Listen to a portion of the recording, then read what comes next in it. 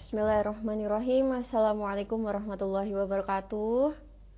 Selamat malam teman-teman semua. Berjumpa lagi bersama dengan saya Kisa di live Instagram Pekanan. Yang malam hari ini kita akan berbincang bersama dengan pasangan menikah, ada Mas Ali dan Mbak Susi. Tema malam hari ini adalah dari download hingga ke pelaminan. Ya. Oke, boleh dibantu ya teman-teman, apakah suara saya sudah terdengar jelas atau belum, atau mungkin gambarnya sudah oke atau belum. Boleh dibantu konfirmasi ya. Dan alhamdulillah malam hari ini kita berkesempatan untuk berbincang dengan Mas Ali dan Mbak Susi yang sebelumnya pasangan ini juga pernah membantu TOI berwawancara dengan salah satu platform, salah satu content creator yang berasal dari Taiwan. Oke, terima kasih feedbacknya teman-teman. Ya, teman-teman juga boleh jangan lupa ajak keluarganya, ajak temannya, ajak saudaranya yang masih ragu-ragu buat ikhtiar di Ta'aruf Online Indonesia, yang masih ragu-ragu, masih belum tahu gimana sih sebenarnya alur proses Ta'aruf di TOI, apa saja fasilitas yang didapatkan, boleh banget diajakin buat nonton live Instagram malam hari ini, karena malam hari ini insya Allah akan seru banget. Kita akan kedatangan pasangan menikah yang akan bercerita bagaimana perjalanan ta'arufnya dari awal sampai akhirnya menikah. Ya, di sini sudah hadir ada Mas Ali dan Mbak Susi. Saya izin sematkan komentar dulu sebentar. Live bersama pasangan menikah.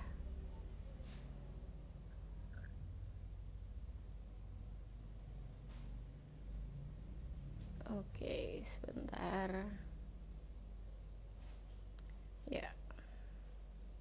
Oke, Mbak Susi boleh request ya, atau saya coba invite dulu Mbak Susi.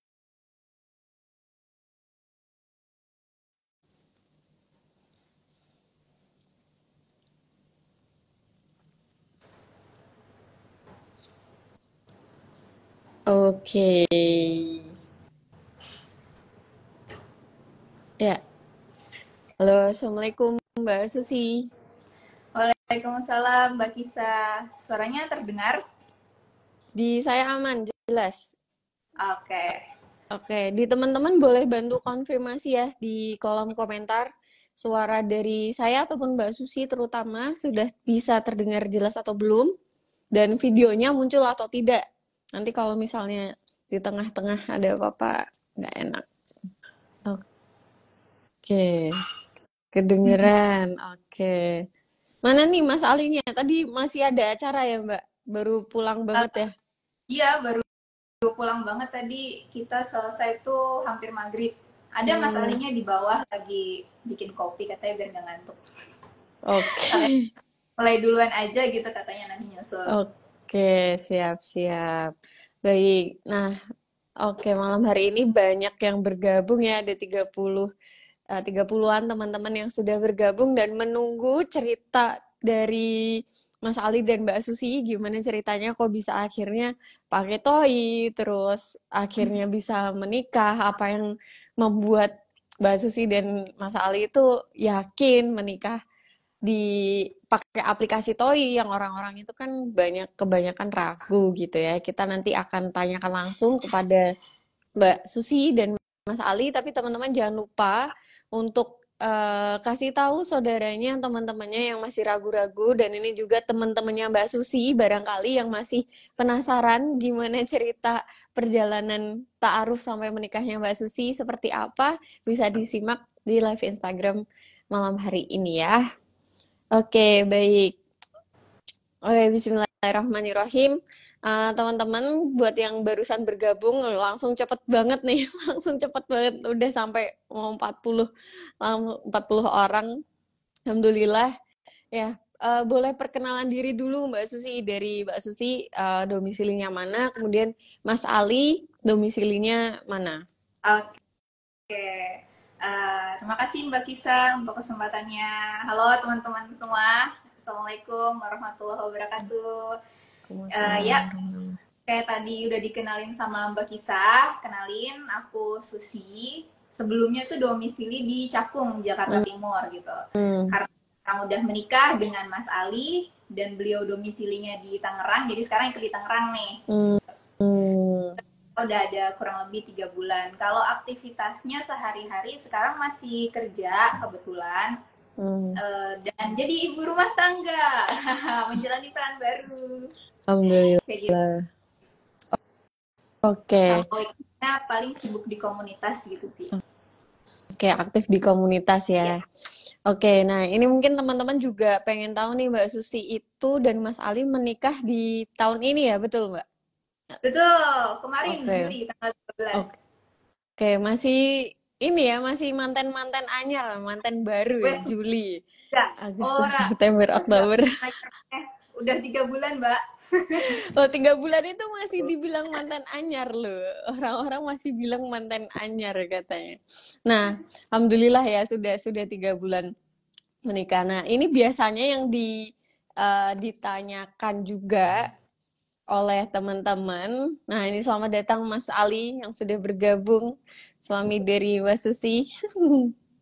Yang sering ditanyain sama teman-teman nih, kan menikahnya bulan Juli tahun 2024. Tapi sebenarnya sejak kapan sih Mas Ali dan Mbak Susi itu menjadi user Toy? Mungkin dari Mbak Susi dulu. Oh, kalau aku tuh jadi user aplikasi Toy itu udah dari tahun 2021 sebenarnya. Udah cukup lama ya. Iya, dari senior. Tahun 2000.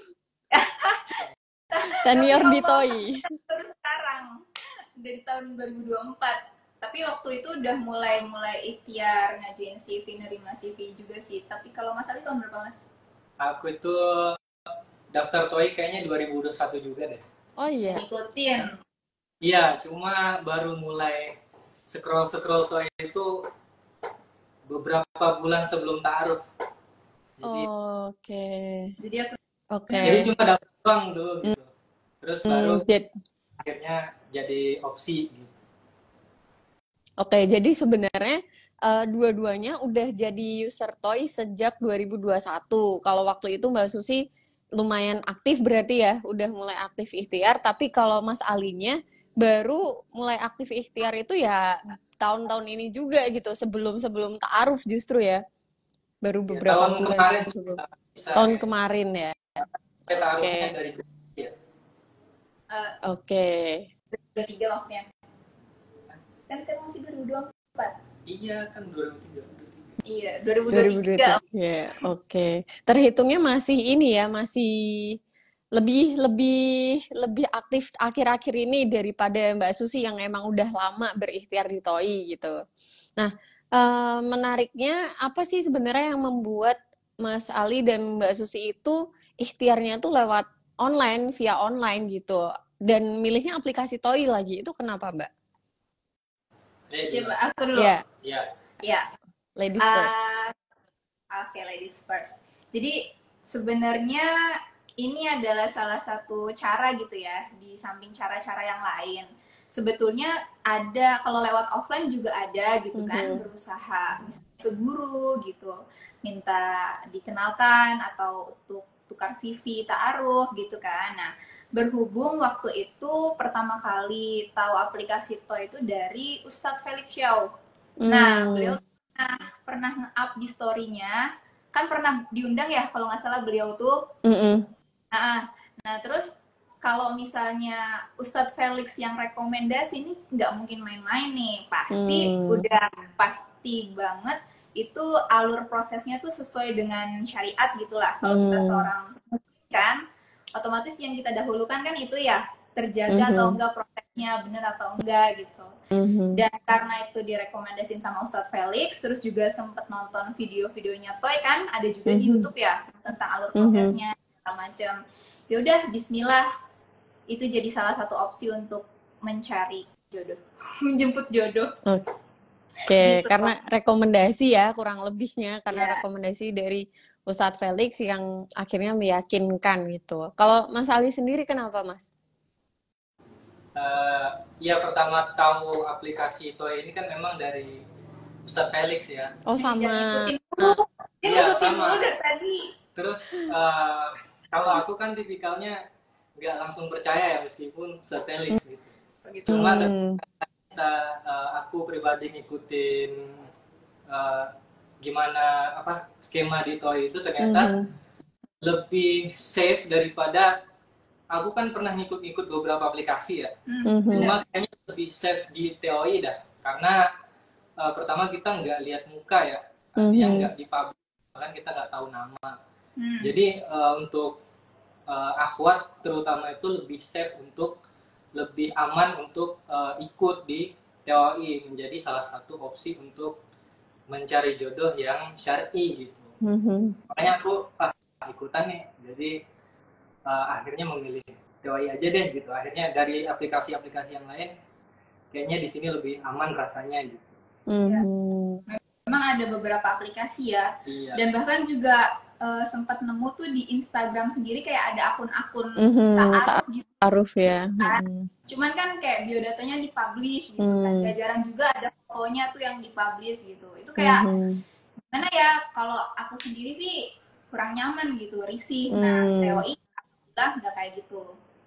Makanya kita Oke, berarti tadi kalau dari Mbak Susi karena rekomendasi, kalau Mas Ali tidak cukup hanya rekomendasi tapi butuh juga untuk cross check ya, cross check seperti apa, validasi apakah benar, ternyata benar, alhamdulillah, insya Allah aman dan lebih nyaman gitu. Nah, kan pakai aplikasi Toy ini. Waktu itu siapa yang pertama kali mengajukan ta'aruf duluan? Saya. Oh, Mas Ali. Apa Mas yang waktu itu membuat Mas Ali tertarik untuk mengajukan ta'aruf ke CV-nya Mbak Susi? Ya, jadi aku tuh tipikalnya kan orangnya dulu waktu masih bujang itu sibuk ya. Asik. So sibuk gitu, so sibuk.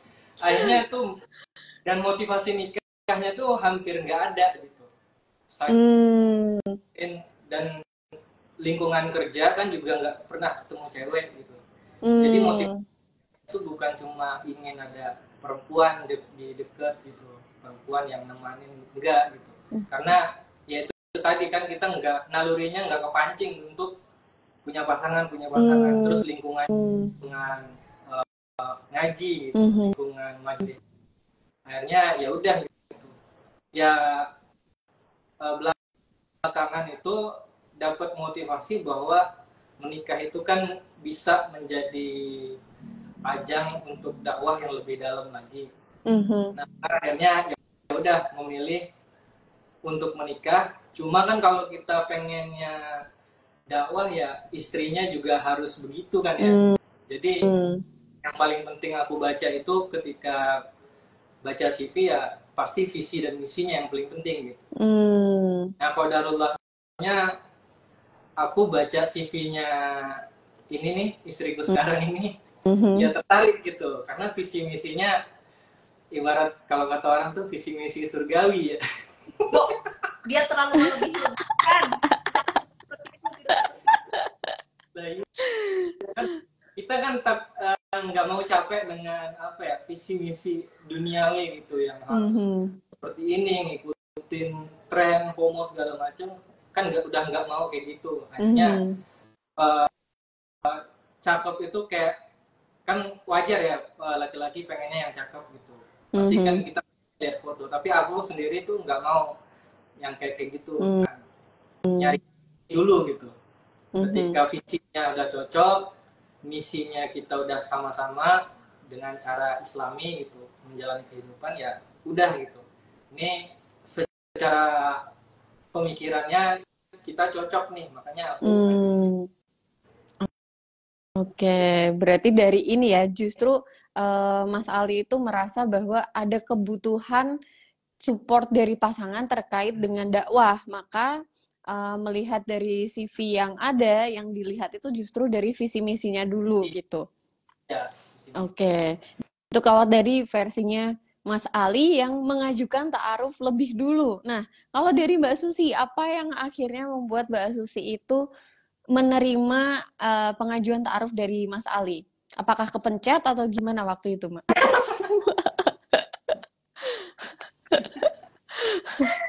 Ya sebenarnya 11-12 sih sama Mas Ali gitu kan. Cara kalau aku ngelihat CV cowok itu tuh pertama kali ngelihat tampilannya langsung nggak baca bionya dulu kan. Kan biasa tuh bio aktivitas segala macam. Nggak, aku langsung scroll ke paling bawah, lihat visi misi juga sama.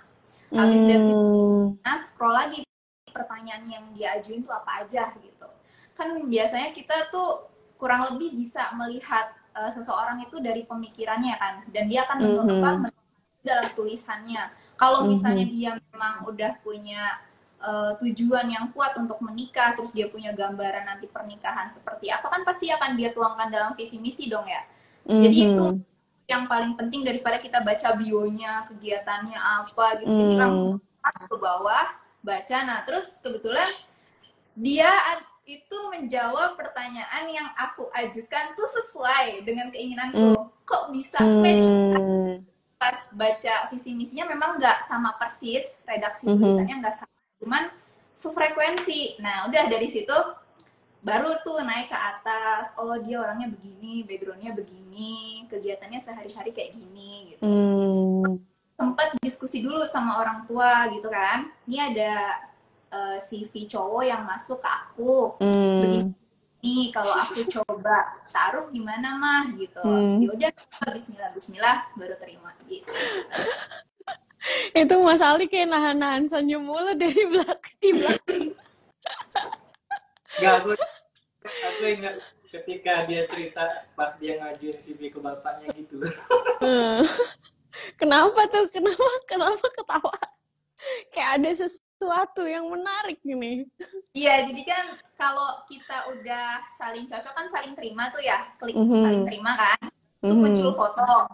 Habis itu kita mulai lanjutannya jawab lewat admin kan. Nah di situ tuh aku tuh kalau misalnya udah proses lanjutannya jawab ke admin, itu selalu aku minta CV cowok itu secara lengkap. Aku pengen tahu CV dia daripada yang ada di toy gitu. Nah Mas Ali tuh kirim dengan fotonya dia versi yang berbeda dari foto yang ada di toy gitu. Oke. Ya disitulah agak-agak. Kayaknya saya tahu nih. jangan tulis admin WhatsApp-nya ya. Bukan. Si paling tahu pokoknya. Ya kayak gitu deh. Intinya pas kalau ngajuin CV ke orang tua dengan CV-nya yang asli yang lebih lengkap, ya ada sedikit bumbu pemanis. Oke.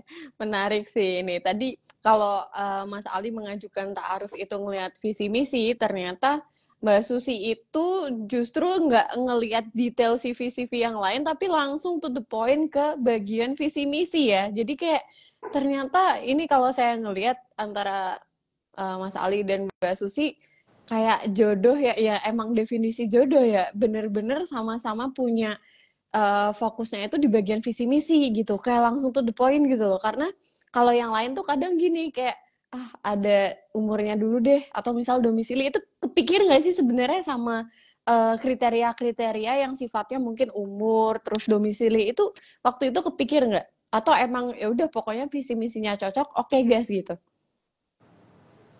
Dari keduanya. Itu kalau misalnya yang lain-lain selain visi misi tentu ada ya. Kita nggak menampilkan hal itu gitu. Cuman ketika kita udah tahu goals pernikahan sebenarnya buat apa sih gitu, tujuan yang long lasting itu seperti apa sih, maka itu yang kita dahulukan daripada ngeliat yang lain-lain. Yang lain-lain insya Allah kan sih. Oke.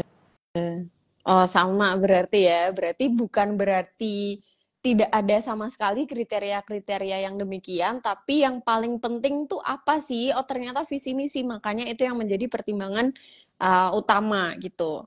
Nah, kalau tadi kan udah ngelihat udah match, kemudian ngelihat foto, diberitahukan juga, diinfokan ke orang tua. Nah, itu sebenarnya waktu itu dari pertama kali match sampai ke nazar itu butuh berapa lama, masih ingat nggak?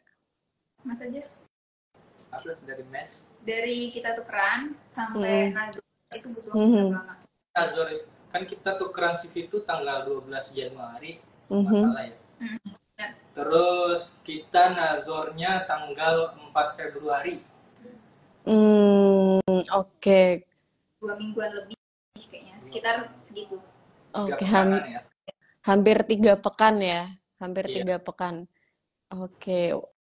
Terus waktu itu termasuk ya sebenarnya waktu-waktu yang normal sih, standarnya emang 3 mingguan gitu. Itu waktu itu apa yang membuat Mas Ali dan Mbak Susi yakin untuk nazar? Apakah ada pertanyaan-pertanyaan yang kayaknya, oh ini fix sih, kayaknya aku harus coba nazar nih sama calonku yang ini gitu? Coba Mas dulu. Ade dulu deh. Enggak, Ade udah tadi. Ya udah, sweet. Kalau Sweet.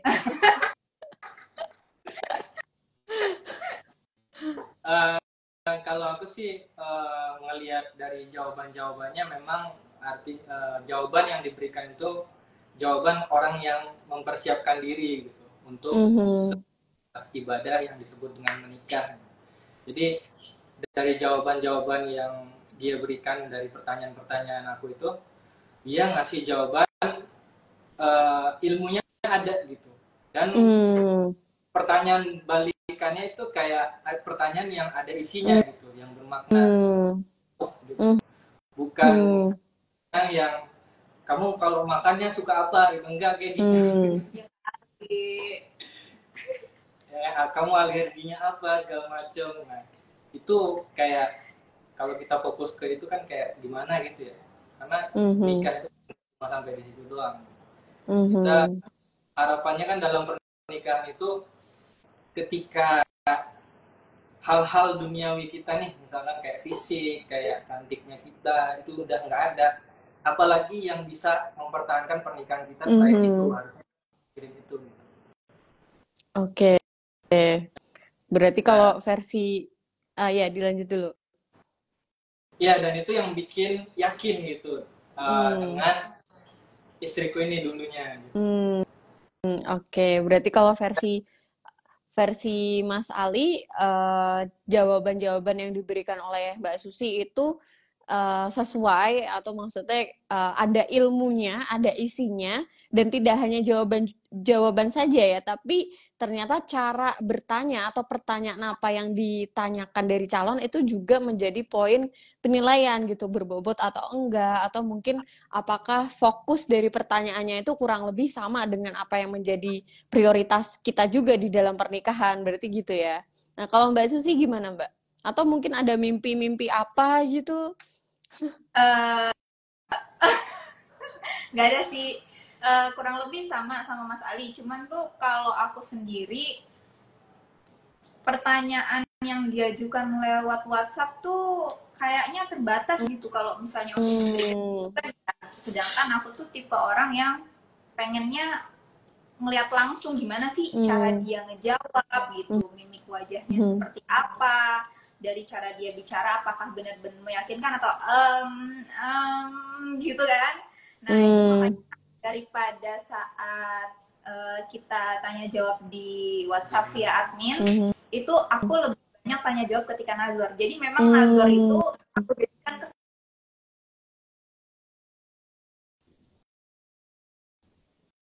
bawa 2 orang gurunya, jadi aku bisa cross check langsung ke gurunya gitu.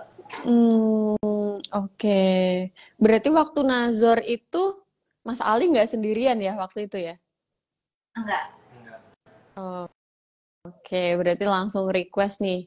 Request ada temennya biar bisa langsung cross check ya kebenarannya seperti apa. Nah, kalau ini Mbak, ini ke Mbak Susi dulu ya.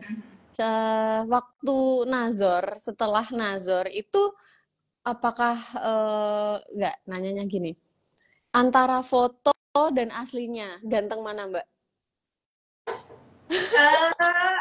Aduh, Aku takut ketaunya. Kok takut? Enggak kok, sama aja. Cuman waktu itu rambutnya aja yang beda. Oh. Waktu di aplikasi Toy, mau tau gak rambutnya warna apa? Oranye. Dan dia datang beneran rambutnya dicat oranye. Oh iya. Oh, Oranye. waktu Nazar juga rambutnya masih oranye. Oranye. Makanya orang tua saya kaget. Aduh, wah, ini lucu ini lucu. Coba kita konfirmasi ke Mas Ali motivasinya atau mungkin kayak apakah maksudnya Mas Ali tidak takut dengan mungkin persepsi orang tua atau memang Mas Ali punya alasan tersendiri yang akhirnya yakin aja dengan penampilan yang seperti ini tetap keep going gitu. Nah, untungnya waktu lagi tanya jawab di Nazar itu tuh jawaban Mas Ali tuh meyakinkan gitu. Oh, jadi kita ngecat rambut oranye ini bukan gaya-gayaan. Ya udah oke lah. Caranya aku menyampaikan ke orang tua gitu. Itu degel sebenarnya kan. Oke. Mas. Apa ya? Kan biasanya nih orang mau datang ke calon mertua gitu kan, mau ketemu sama calon itu kan kayak pengen memberikan apa ya, first impression yang oke gitu kan, yang baik gitu. Atau emang ini sengaja trik biar teringat gitu maksudnya. Bisa jadi seperti itu. Kita langsung konfirmasi. Coba Anda konfirmasi, Pak. Ya. Jadi motivasinya apa ya? Jadi aku kan di teman-teman ngaji itu kan bidangnya kan di anak mudaan ya. Itu anak-anak nongkrong, anak-anak main game, yang mereka tuh yang notabene tuh nggak nongkrong di masjid gitu. Akhirnya ya udah gitu, aku sekalian aja kayak orang gila gitu buat nongkrong di sana gitu. Gila sih. Iya, jadi biar mereka, wah ini teman gua gitu, ini teman gua bro gitu. Jadi itu sih, jadi biar lebih gampang main sama anak muda gitu. Karena aku tuh dulu waktu baru keluar pesantren kan ini ya apa, tahu sendiri santri pakaiannya kalau nggak sarungan pakai gamis, ya sarungan atau gamis. Sama guru aku tuh coba deh kamu main kayak anak muda aja gitu penampilannya gitu, biar ngobrolnya enak sama yang lain gitu. Nah, karena ditugasin kayak gitu ya udah aku sekalian gitu. Tapi kalau ngecat rambut kan memang ada perbandingan mazhab ya. Nah salah satunya itu motivasinya, aku kan pertama kali nanya ke Susi, aku mau tahu apakah di keluarganya dia itu soal mazhab itu ribet atau enggak kan bagian dari yang bisa kita khawatirkan ketika kita menikah ya. Kalau orang tuanya atau keluarganya sakit agak repot nanti gitu. Karena kita orang dakwah gitu, orang ngaji. Makanya aku tanya tuh paling pertama. Nah itu motivasi aku waktu itu ngecat rambut ya itu sih. Sama ngelepas subhat bahwa ngecat rambut itu haram ya. Oke. Haram mutlak kan banyak orang itu beranggapan bahwa ngecat rambut haram mutlak sampai mereka yang udah ngecat rambutnya itu nggak mau ke masjid gitu karena aduh gue kotor gitu, gue berdosa, gue nggak pantas ada dalam masjid, padahal nggak kayak gitu kan aslinya. Oke.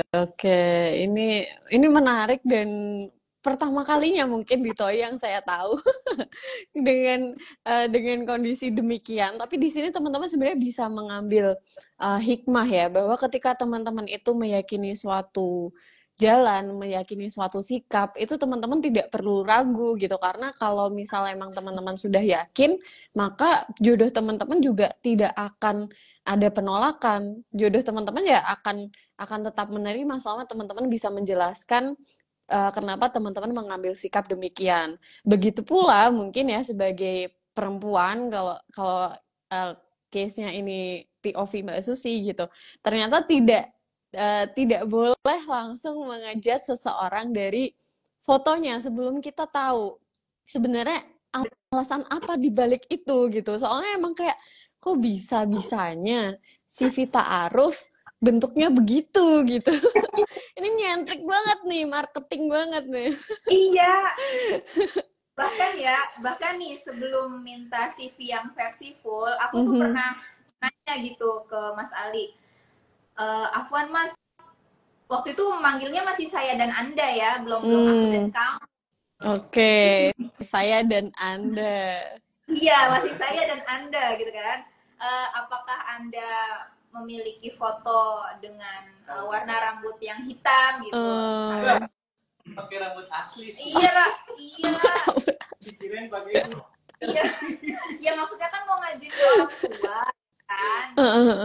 Kita lagi usaha nih, ada nggak yang lebih proper gitu, masa oranye rambutnya, ya kan? Terus katanya Mas Ali apa? Dia bilang kayak gini, apa Mas bilang apa adanya aja gitu.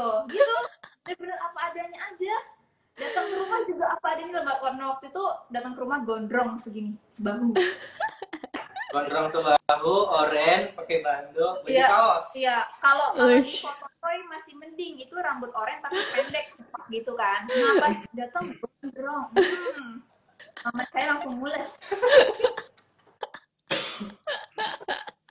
Aduh, Masya Allah. Tapi ini cerita ini bakal keinget sih sama nanti anak cucu, sama teman-teman yang nonton di sini. Kalau nanti nih, kayaknya nih, kalau misalnya nanti ada yang match terus nemu fotonya rambutnya ungu gitu ya, pasti keinget deh live ini.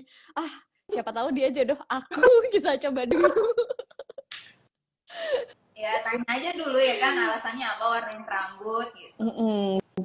Betul. Jadi dari setiap aktivitas, setiap apa yang ditunjukkan dia divalidasi dulu gitu. Apalagi kalau ternyata visi misinya sebenarnya cocok, tapi kok agak nyeleneh ya ini. Oh, ternyata ada trik marketing dakwah di balik semua itu. Yang tadinya minus jadi plus. Wih, asik. Selamat ya Mas Ali. Triknya berhasil. Masya Allah, ya. Ini buat teman-teman yang misalnya mau ada pertanyaan untuk Mas Ali dan Mbak Susi, bisa pakai fitur pertanyaan ya yang ada di bagian bawah kanan yang ada tanda tanyanya. Nanti saya bantu untuk tanyakan ke Mas Ali dan Mbak Susi. Nah, kemudian nih setelah nazar itu apakah langsung mantap saat itu juga atau masih butuh waktu lagi dari Mas Ali dan Mbak Susi? Dan apa yang akhirnya membuat oke, ini kayaknya mantep nih gitu buat oke, saya akan melamarmu gitu. Coba jawab. Kamu dulu karena kamu yang nahan dulu kan ya. Coba. Tidak langsung mantap. Tentu saja. Jadi, tetap kita tuh justru setelah nazar itu kan sebenarnya kalau kita nazar itu punya opsi lagi ya, mau lanjut atau mau stop prosesnya gitu kan. Enggak semua yang nazar jadi lanjut ta'aruf gitu, enggak. Nah, justru ketika sudah nazar itu kita semakin memanfaatkan proses itu untuk menggali lebih dalam karena hanya saat nazar kan ya waktunya terbatas gitu. Ya udah, jadi mumpung ada waktu dan memang kan setelah nazar itu dari pihak toy selesai gitu ya, serahkan kepada kedua belah pihak. Nah, akhirnya kita bikin grup ta'aruf sendiri yang diperantarai oleh gurunya Mas Ali, Ustadz dan gitu, Ustazah, dan ada keluarga kita juga di situ, jadi nggak cuma berdua doang, nggak khalwat gitu. Nah, di situ justru pertanyaan kita tuh lebih mendetail dari sebelumnya, kayak misalnya tuh contoh gimana sih nanti gambaran untuk pendidikan anak ke depan, ya kan? Manajemen keuangannya tuh bakal seperti apa, dan yang paling penting adalah gimana kamu memandang peran suami dan istri dalam rumah tangga gitu kan. Kayak ini deh yang paling sering kayak diributin sekarang kalau misalnya kita lihat di medsos gitu ya. kan kebanyakan kita kayak anti banget sama budaya patriarki gitu kan, cewek ngertiin apa-apa semuanya gitu kan. Padahal kan dalam Islam kan kayak gitu. Itu kan jadi kayak tugas bersama. Memang kita udah punya peran dan tugas masing-masing. Nah, di situ kita bisa ngecek nih gimana sih pemahaman calon pasangan kita tentang hal itu gitu. Kasih aja pertanyaan, nanti kira-kira yang ngerjain kerjaan domestik di rumah siapa, pembagiannya seperti apa, kayak gitu. Dari hal-hal yang kayak gitu tuh kita gali-gali terus, dan akhirnya jawaban-jawaban itu yang bikin yakin ya gak? Dan jangan dikira setelah nazar itu perjalanannya mulus-mulus aja, enggak kayak gitu. Justru di situ kita ada perdebatan-perdebatan ya. Kadang kita ada beda pemahaman, beda pemikiran, aku pendapat.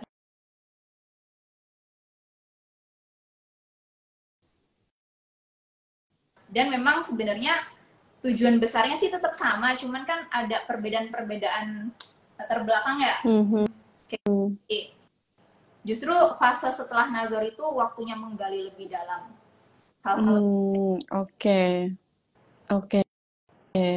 Berarti keduanya sama ya, Mas Ali juga menggalikah, atau karena biasanya dalam proses ta'aruf itu perempuan yang bertanya lebih banyak. Apakah Mas Ali juga bertanya sebanyak Mbak Susi, atau sebenarnya udah yakin tapi karena Mbak Susinya ini masih nanya mulu gitu, jadi ya udah deh dijawabin dulu aja gitu, atau gimana Mas? Kalau Mbak Susi menanya sebanyak mungkin, kalau aku menjawab sebanyak mungkin. Ya, karena pertanyaan banget. Karena fitrahnya perempuan itu kan mereka banyak kekhawatiran ya. Jadi kita yang laki-laki itu dituntut untuk menenangkan si perempuan ini gitu. Kita menghadapi perempuan, artinya kita harus siap dengan jawaban-jawaban yang pertanyaannya tuh kadang random gitu. Kadang bagi laki-laki itu nggak menjadi kekhawatiran, tapi bagi perempuan itu malah jadi kekhawatiran. Nazar itu kan kita nunggu sekitar berapa lama tuh mutusin? Sepekan ya? Sepekan apa 2 pekan ya? Buat apa? Untuk mutusin lanjut khitbah. Aduh, waktu itu kan kita nazar Februari. Terus kita khitbah itu Maret. Iya. Sebulan, tapi kita janjian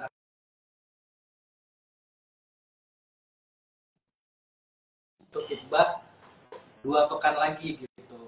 Kurang lebih gitu ya. Tapi ada waktu breaknya kita di tengah. Iya, kita ada break buat mikirin. Buat mikir, buat istiqoroh. Aku tuh sebenarnya udah oke aku lanjut. Tapi ketika 2 pekan kemudian dia bilang, aku juga lanjut, dalam hati aku pengen mundur. Gimana ini? Ternyata ada ini ya, tarik ulurnya ternyata nih di dalam prosesnya nih. Perasaan kan nggak tahu ya. Jadi aku tiba-tiba nggak yakin gitu akan melanjutkan gitu. Terus akhirnya diskusi lagi sama guru, sama teman-teman yang yang udah bukan teman sih, tapi memang mereka guru-guru semua sih. Yang pengalaman ketika menghadapi ujian akan menikah gitu. Laki-laki ujiannya ya nggak jauh-jauh dari finansial kan. Dan aku ngobrol sama 3 guruku itu, dan mereka punya masalah yang sama ketika akan menikah gitu.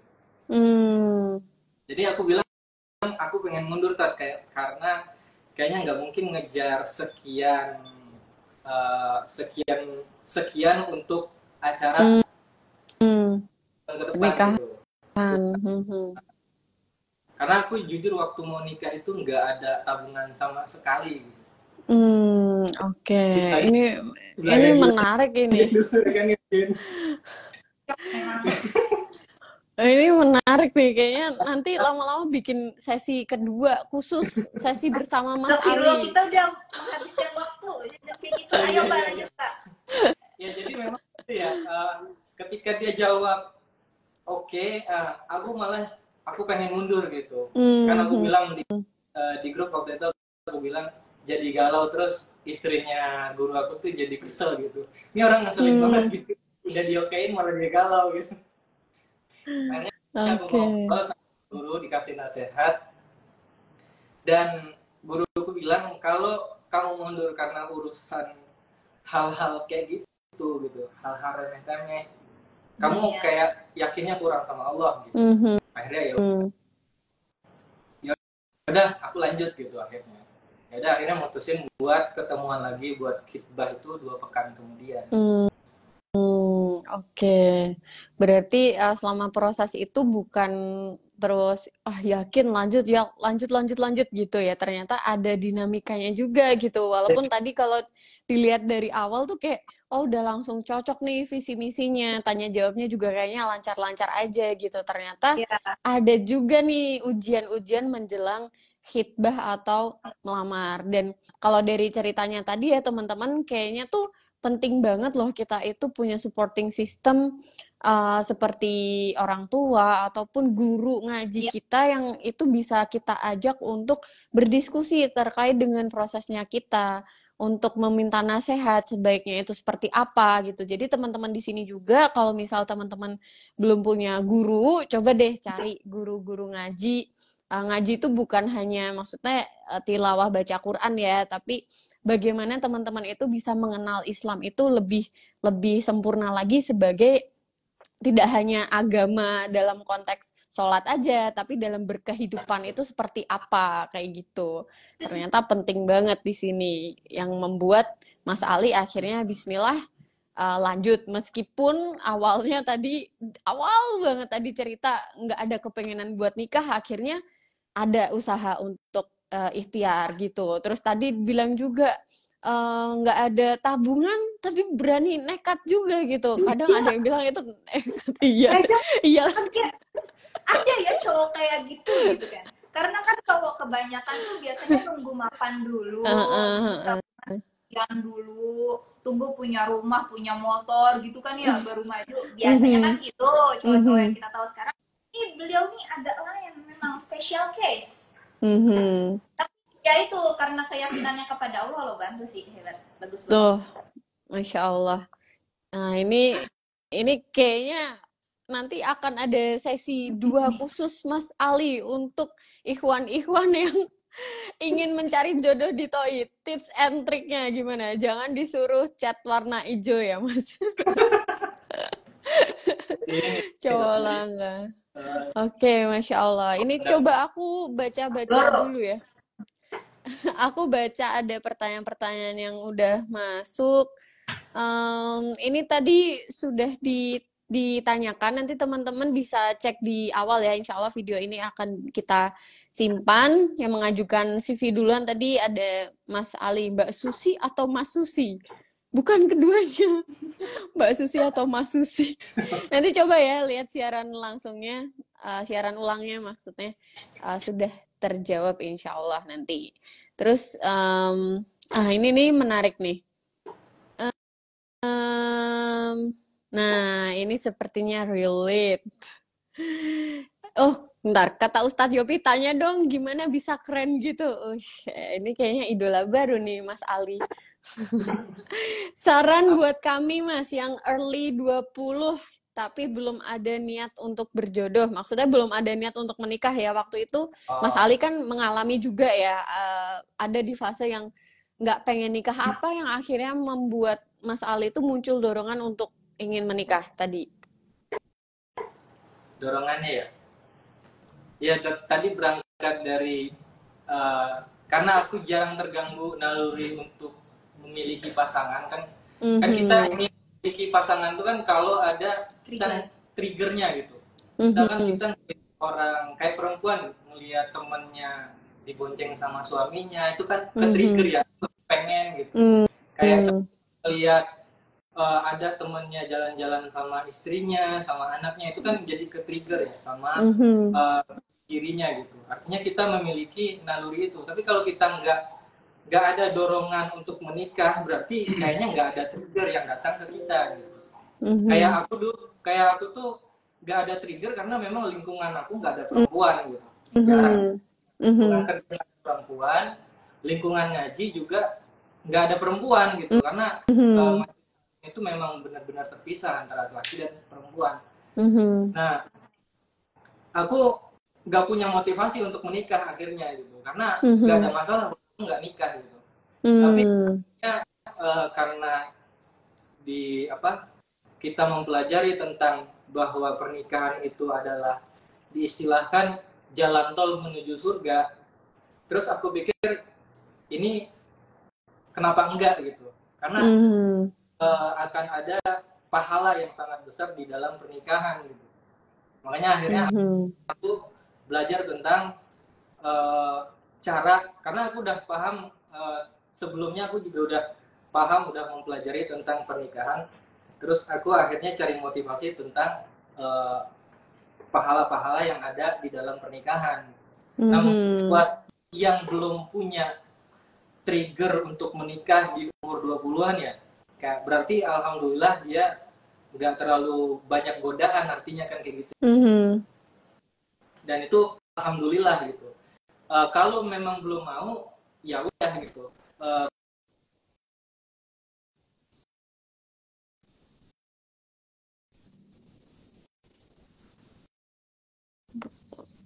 Loading ya.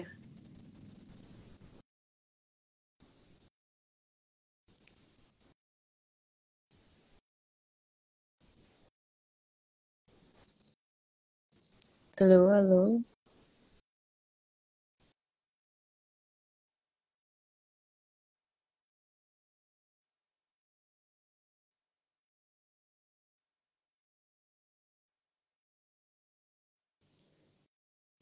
Di teman-teman ini nggak, masih nyambung nggak?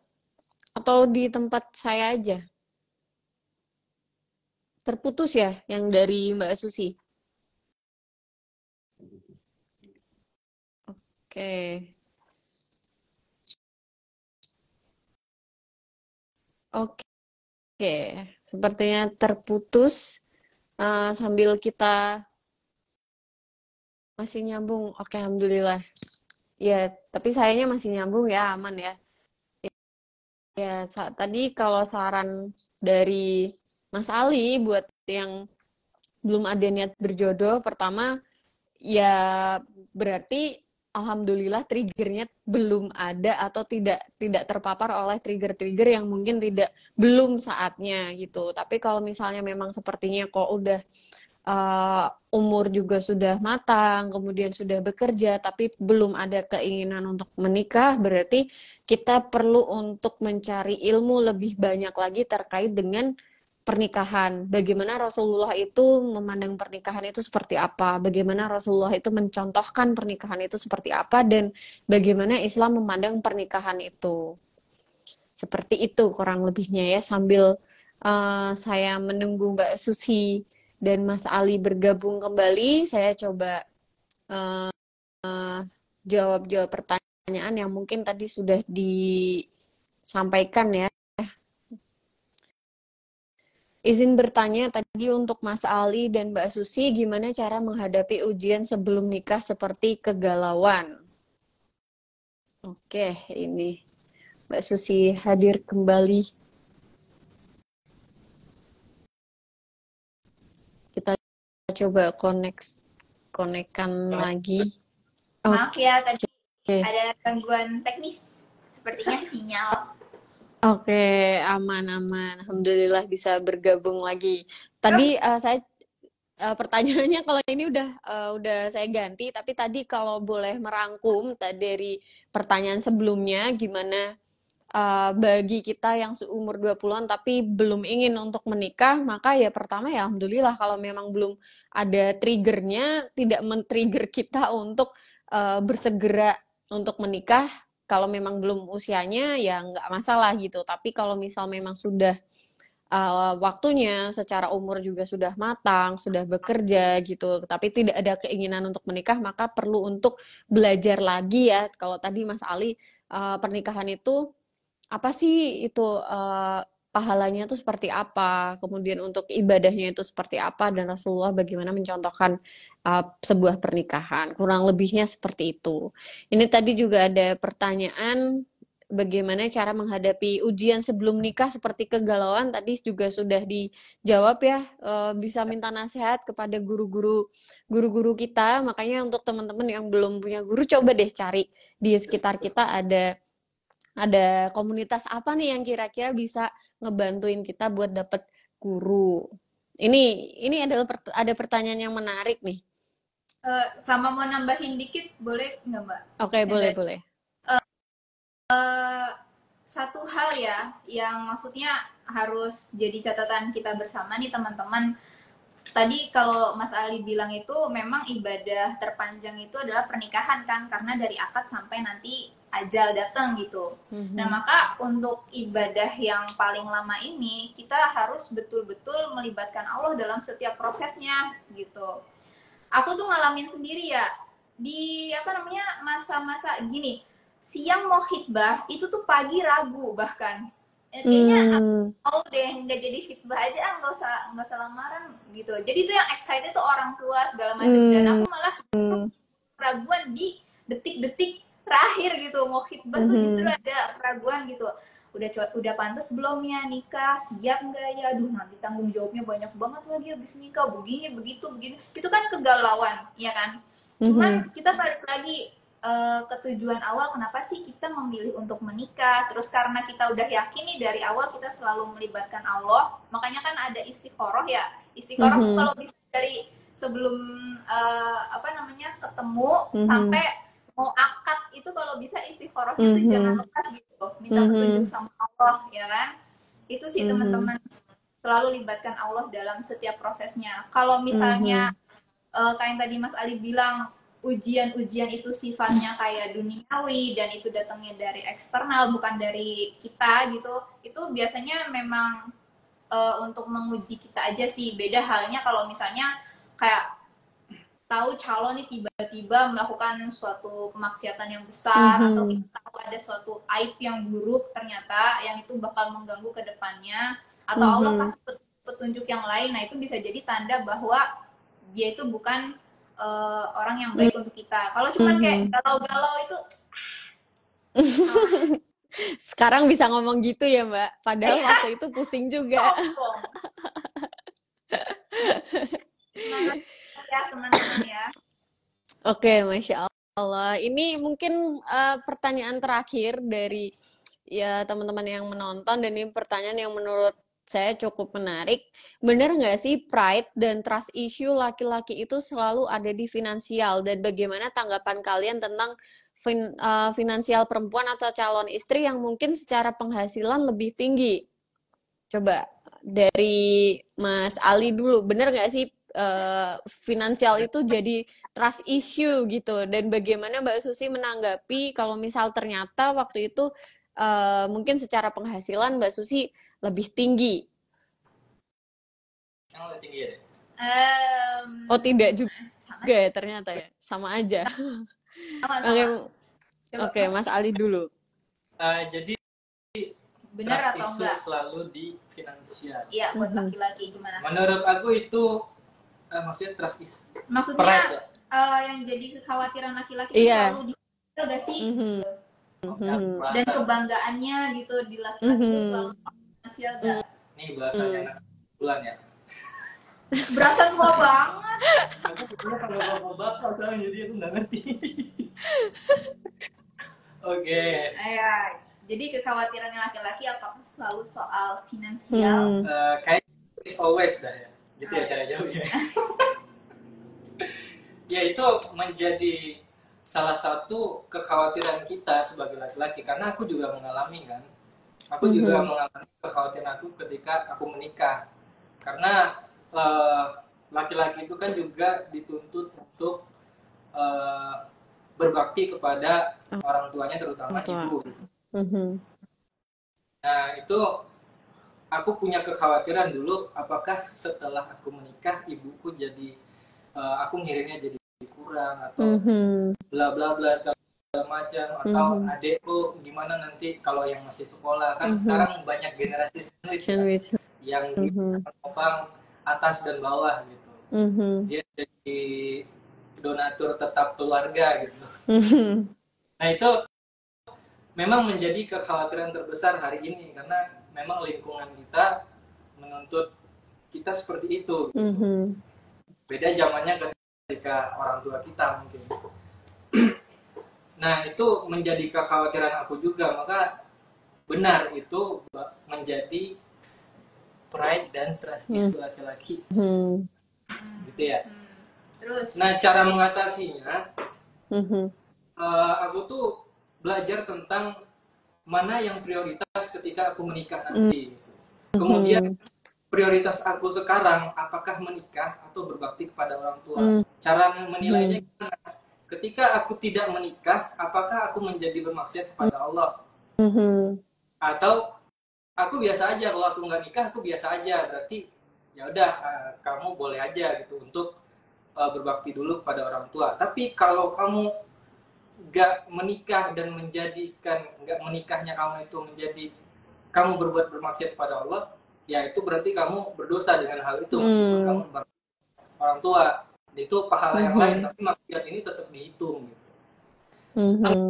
Kamu nggak nikah, kamu berbakti pada orang tua, kirim uang sekian ke keluarga, tapi kamu melakukan perbuatan pacaran, nah itu kan pahalanya beda, dosanya juga tetap, itu dosa zina yang luar biasa, gitu.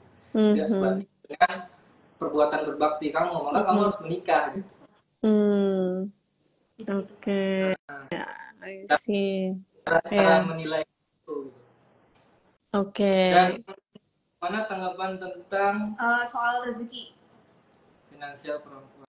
Ya, kalau istri kerja, istri punya penghasilan sendiri. Aku pernah ngebahas ini di tongkrongan anak-anak muda. Tongkrongannya pakai slide tapi ya, pakai materi. Nah itu memang case-case mereka ketika istrinya kerja itu apa ya? Istrinya akan merasa bahwa aku tuh bisa mandiri gitu. Artinya ketika istri merasa seperti itu, laki-laki itu ada namanya qawam atau apa ya bahasa Indonesianya?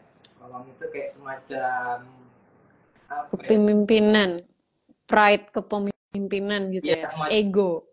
Pride-nya laki-laki gitu, atau qawam itu apa ya? Aduh, aku lupa. Kalau suruh dalam terjemah letterlocknya ini. Qawam itu kayak kehormatan. Kehormatan. Nah, qawam itu kayak kehormatannya laki-laki itu bisa menurun ketika istrinya memiliki kemandirian gitu. Bukan artinya perempuan nggak boleh mandiri gitu, nggak gitu. Tapi ketika istrinya merasa aku nggak butuh kamu lagi gitu, kamu mau pergi aja, karena aku bisa hidup sendiri. Nah itu akan menjatuhkan qawamnya laki-laki atau kehormatan laki-laki. Dan disitulah Allah akan apa ya, rumah tangga itu akan berantakan karena gara-gara itu tuh nanti gitu. Kenapa? Karena istrinya ngerasa bahwa dia udah mandiri gitu. Bahkan kamu nggak kerja sekalipun aku tetap bisa makan kok, aku tetap bisa belanja kok, aku bisa tetap beli seblak di pinggir jalan kok gitu. Nggak jadi masalah buat istrinya. Tapi ketika si istrinya nggak punya atau dia bergantung kepada suaminya gitu, itu kan istrinya nggak akan berani kayak gitu. Itu fitrah ya manusia. Nah dan itu pembahasannya nanti tentang konsep rezeki ya, karena Allah itu memberikan rezeki kita tuh udah pas gitu. Misalnya nih kayak sekarang istriku kerja, misalkan gajinya 4 juta gitu, aku kerja gajinya 3 juta. Ketika istriku nggak kerja nanti bisa aja gaji yang biasanya dia dapat itu lewat aku. Iya. Ketika aku dapat gaji yang lebih besar ketika dia berhenti kerja, aku nggak boleh sombong karena memang itu rezekinya dia. Aku nggak boleh terlalu, lu kalau nggak ada gua nggak bisa makan, lu nggak boleh juga, laki-laki kayak gitu. Nah dan istri pun juga harus paham konsep ini. Ketika dia kerja, artinya dia rezekinya lewat dia sendiri, nggak lewat suaminya. Nah itu makanya sekarang ini karena banyak orang yang nggak paham soal konsep rezeki, terutama orang Islam ya yang mau belajar ini, harusnya itu menjadi berantakan keluarganya karena nggak paham konsep-konsep yang ada di dalam Islam. Maka Makanya itu penting dipelajari sebelum menikah ya. laki-laki. Terutama laki-laki dan perempuan juga. Karena banyak perempuan itu ketika dia dilarang kerja, dia takut gitu. Iya sih. Benar nggak sih? Iya. Nah, itu Banyak juga yang kayak gitu juga. karena takutnya penghasilan suami nggak cukup untuk dia. Dia pengen bulat, dia pengen apa, takutnya nggak bisa kalau dia nggak kerja.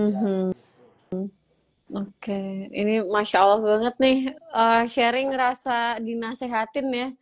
Sharing rasa dinasehatin, dapat ilmu baru juga insya Allah dari Insya Mas Allah. Ali dan Mbak Susi. Dibawa, bener kok. Dibawa. Iya. Ya, Uangnya jadi laki-laki. Dibawa apa? kalau dari pertanyaan ini jawabannya bisa disimpulkan nih, apakah betul pride dan trust issue laki-laki itu selalu ada di finansial? Jawabannya betul, karena memang laki-laki itu punya tanggung jawab untuk menafkahi baik itu istrinya ataupun masih punya tanggung jawab kepada ibunya gitu. Jadi sebetulnya ketika laki-laki memiliki perasaan seperti itu justru perlu disyukuri gitu, karena memang itu adalah fitrah yang Allah berikan sebagai laki-laki yang memiliki tanggung jawab gitu. Tinggal next to do-nya ketika punya kekhawatiran apa yang dilakukan, apakah ongkang-ongkang atau tetap berusaha gitu, karena ketika itu sudah menjadi fitrah ya semua merasakan, bukan cuman kamu aja gitu, bukan cuma kamu aja itu. Kemudian yang kedua tadi ternyata bukan masalah finansialnya tuh tinggi perempuan atau tidak, tapi terkait dengan konsep pemahaman terkait dengan rezeki dan bagaimana peran antara suami dan istri di dalam rumah tangga itu tanggung jawabnya seperti apa gitu. Dan tadi menarik banget terkait dengan koam, bukan masalah ininya ya, penghasilannya, tapi apakah istri itu masih memiliki rasa butuh kepada seorang suami atau tidak gitu. Karena ketika istri sudah tidak merasa butuh kepada suami, maka itu yang menjadi wibawa suami akan terganggu ketika istri sudah tidak membutuhkan suami gitu ya. Ini Masya Allah banget, menarik banget teman-teman. Kalau misalnya ada nggak, setuju nggak kalau misal kita bikin Zoom khusus bersama dengan Mas Ali dan Mbak Susi? Masya Allah. Kayaknya seru banget sih. Kayaknya masih banyak yang bisa digali nih dari Mas Ali sama Mbak Susi nih. Sesuai dengan visi misi pernikahannya ya, dakwah gitu. Kayak langsung dikasih kesempatan gitu untuk berdakwah. Wah, setuju tuh. Oke, karena ini sudah tidak terasa sudah 1 jam, biar nanti teman-teman bisa nonton siaran ulangnya, karena kalau terlalu panjang kadang nggak bisa disimpan. Jadi langsung aja closing statement singkat dari Mas Ali dan Mbak Susi, pesan-pesan untuk teman-teman yang masih berikhtiar di Ta'aruf Online Indonesia, silahkan. Aku. Ladies first. Ya, gitu mulu ngomongnya emang. Ya, jadi kalau dari aku, karena udah mengalami ya teman-teman, maksudnya karena udah ada di titik ini, jadi tuh aku bisa ngomong gitu kan. Kalau sebelumnya kan mungkin aku hanya belajar dari kelas pranikah gitu kan ya, teori-teorinya seperti apa. Nah sekarang karena udah menjalani, jadi ini bisa bicara, ada faktanya gitu. Masih banyak di antara kita tuh yang menganggap ta'aruf itu kayak beli kucing dalam karung gitu kan. Kayak seperti apa sih orang yang bakal kita nikahi, karena mungkin ada beberapa teman-teman yang lihat beberapa fakta di luar sana bahwa ketika menikah dengan orang asing itu tuh kebanyakan kayak yang ditampilin tuh yang baik-baik aja gitu kan. Nanti beberapa bulan kemudian sifat aslinya keluar, karakternya tuh keluar gitu, dan itu berbeda 180 derajat dengan apa yang ditampilkan di awal gitu. Dan itu kebanyakan bikin trauma gitu kan. Tuh kan yang kalau misalnya lewat ta'aruf tuh pasti kayak gitu, kita kan nggak kenal orangnya gitu, udah makanya paling bener pacaran aja deh gitu kan. Nah sementara yang udah pacaran bertahun-tahun pun nggak jarang yang kasusnya tuh sama kayak gitu juga gitu, kayak di prank ketika sudah menikah baru sifat aslinya keluar gitu kan. Nah satu hal yang aku pelajari setelah dipraktekkan gitu ya teman-teman, ta'aruf itu sama sekali nggak kayak membeli kucing dalam karung. Justru karena kita, nih contohnya aku sama Mas Ali ya, kita tuh bener-bener stranger, bener-bener orang asing yang kita bahkan nggak kenal gitu, dan kita juga baru tahu kalau ternyata satu komunitas gitu kan. itu otomatis karena kita sama-sama orang asing, nggak kenal, itu nggak ada perasaan yang dibawa sama sekali ketika masa ta'aruf. So, otomatis pertanyaan-pertanyaan yang dilontarkan kepada calon itu bisa lebih objektif, teman-teman. Kita bisa fokus tuh. Nggak ada tuh yang namanya baper-baper. Boro-boro mau baper, misalnya. Ngelihat apanya aja udah bikin kaget gitu kan. Jadi kita langsung fokus ke poin-poin pertanyaan tadi. Kita bisa benar-benar lebih menggali gitu. Dan kalau ta'aruf tuh nggak cuma kita berdua doang ya teman-teman, secara syar'inya kan, secara syariatnya nggak cuma kita berdua doang, bahkan kita juga diskusi-diskusi masih di grup ta'aruf gitu, didampingi sama guru gitu kan.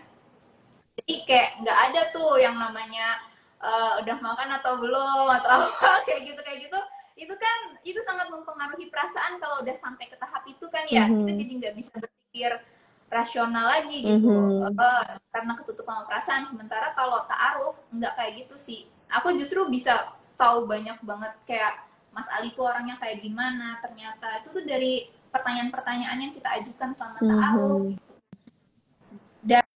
Dan satu hal teman-teman, ketika kita menjalani proses ta'aruf, misalnya kita udah nazor nggak jadi, ataupun kita udah khitbah, udah lamaran nggak jadi, tuh nggak bikin kita terhina sama sekali sih. Kita terjaga gitu. Beda halnya ketika misalnya kita pacaran gitu kan ya, udah kemana-mana bareng jalan, misal dibawa ke rumah, orang tua tahu, tetangga tahu, bukannya kemarin sama si ini kok udah ganti lagi gitu-gitu kan. Tapi ketika ta'aruf enggak, insya Allah kehormatan kita terjaga. Dan memang ini adalah jalan yang Allah perintahkan ketika kita ikhtiar menjemput jodoh itu sih. Jadi teman-teman nggak usah takut sama ta'aruf. Dan kalau misalnya mau coba toy, boleh banget ya kan. Insya Allah itu prosesnya toy sesuai dengan syariat. Oke. Baik, silakan Mas Ali singkat aja. Ya. Atau singkat aja, nanti akan ada part 2 gitu Mas. Buat teman-teman yang lagi nonton ini dan yang akan nonton siaran ulangnya, kita tuh sebagai muslim harus mengikuti hidayah Allah supaya kita nggak ada khauf dan nggak ada hazan. Atau apa itu khauf dan hazan? Nggak takut dan nggak sedih. Nah, maka melalui ta'aruf itu kan bagian dari syariat yang Allah berikan kepada manusia untuk diikuti. Nah, kalau ta'aruf, kalau kita udah mengikuti skemanya Allah dalam mencari pasangan kita, maka insya Allah itu adalah jalan menuju kebahagiaan. Nah, insya Allah TOI atau TOI ini udah mengikuti syariat yang benar insya Allah. Jadi jangan khawatir untuk coba salah satu opsi untuk mencari pasangan sesuai syariat. Dan semoga ketika menikah nanti harapannya menjadi berkah, menjadi sakinah, mawaddah dan warahmah. Itu dari saya. Oke, mantap sekali closingnya dari Mas Ali dan Mbak Susi. Alhamdulillah tidak terasa ya, hampir 1,5 jam kita bareng. Dan tapi nggak apa-apa, ini kita senang banget nih. Kayaknya emang harus ada part 2 ya. Kita live Zoom kayaknya seru deh. Nanti kita bisa tanya lebih jauh, atau mungkin kita bisa tampilkan foto CV-nya waktu itu.